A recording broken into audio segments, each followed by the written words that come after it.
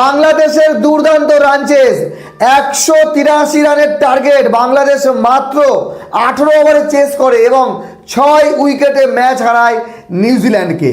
আর 3 ম্যাচে টি-20 সিরিজে 1-0 এগিয়ে গেল বাংলাদেশ।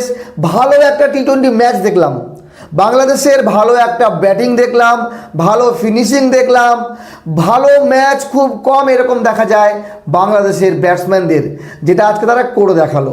নিউজিল্যান্ড কম রান করেনি টি-20 ক্রিকেটে, 182 রান খুব একটা কম না, তাও বাংলাদেশের ঘরের মাটিতে। কিন্তু বাংলাদেশ প্রথম দিকে যেমন খেলেছিল, যেমনটা সাইফ হাসান এবং তানজিদ তামিম খেলছিল, সত্যি তখন কিছুটা হলো রাগ হচ্ছিল, কি করছে, পাওয়ার প্লে নষ্ট করছে।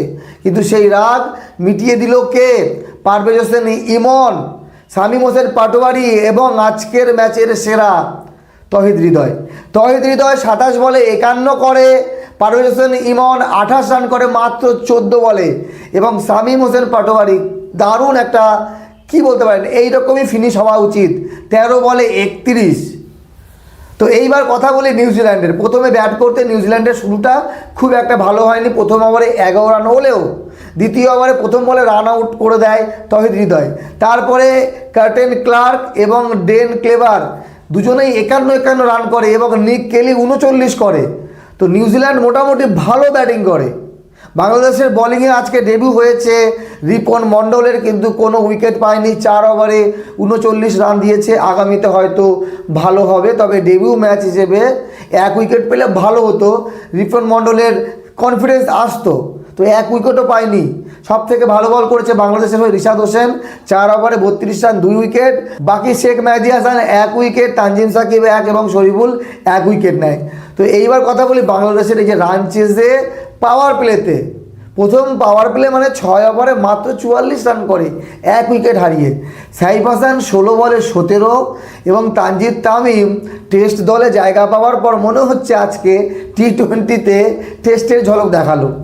25 বলে 20 রান। টি-20 ক্রিকেটে যেখানে টার্গেট 183, সেখানে দাঁড়িয়ে যদি একজন ওপেনার তানজিদ তামিম, যার এইরকম ব্যাটিং দেখা যায় না, তানজিদ তামিম দ্রুত ভালো স্ট্রাইক রেট নিয়ে খেলে, কিন্তু আজকে 20 রান করেছে 25 বলে।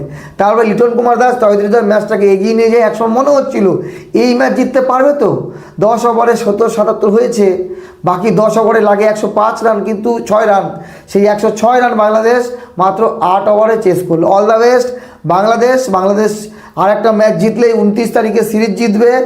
আর আমার মনে হয় বাংলাদেশ বাংলা ওয়াশ করবে নিউজিল্যান্ডকে। আপনাদের কি মনে হয় কমেন্ট করে জানাবেন। তবে আজকের যে ব্যাটিং দুর্দান্ত, তহিদ, পারভেজ হোসেন ইমন এবং শামীম হোসেন পাটোয়ারি, কিন্তু এই ধারাবাহিকতা ধরে রাখতে হবে।